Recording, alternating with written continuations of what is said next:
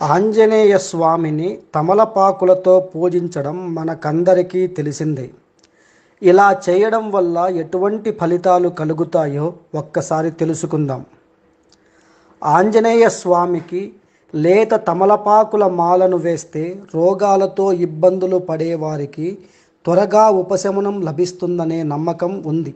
ఇంట్లో మంత్ర తంత్ర దోషాలు ఉన్నవారు ఆంజనేయ స్వామికి తమలపాకుల మాల వేస్తే మంత్ర సంబంధిత పీడలు బాధలు తగ్గిపోతాయని పండితులు చెబుతారు. భార్యాభర్తల మధ్య కలతలు గొడవలు ఉన్న దంపతులు స్వామివారికి ప్రత్యేక రోజులలో తమలపాకుల హారాన్ని వేయిస్తే మంచి ఫలితం ఉంటుంది.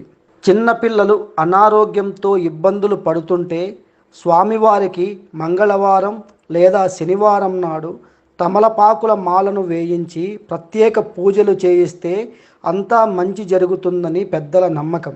వృత్తి ఉద్యోగ వ్యాపారాల్లో నష్టాలు కష్టాలు ఉన్నవారు స్వామివారికి ప్రత్యేక రోజుల్లోనూ లేకపోతే మంగళవారం నాడు కాకపోతే శనివారం నాడు తమలపాకుల హారాన్ని వేయించి తమలపాకులను పండ్లను దక్షిణ సమేతంగా దానం చేస్తే మంచి ఫలితాలు పొందుతారని అంటారు.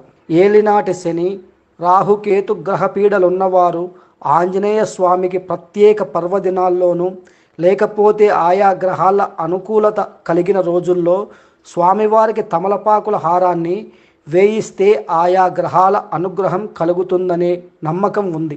సుందరకాండ పారాయణం చేసి స్వామికి తమలపాకుల హారాన్ని వేయిస్తే అన్ని కార్యాల్లో విజయం సిద్ధిస్తుందని పెద్దలు పురాణ పండితులు చెబుతారు. హనుమాన్ చాలీసా చదివి స్వామిని ప్రార్థించి తమలపాకుల హారాన్ని వేయిస్తే పరమాత్మ అనుగ్రహం కలుగుతుంది. ఆంజనేయ స్వామికి సమర్పించిన తమలపాకులను అనంతరం భక్తులకు ప్రసాదంగా ఇస్తారు. దీనినే పర్ణప్రసాదం అనే పేరుతో పిలుస్తారని ఆధ్యాత్మిక పండితులు చెబుతారు. దీనిని స్వీకరించిన వారికి కూడా మంచి ఫలితాలు వస్తాయని అంటారు.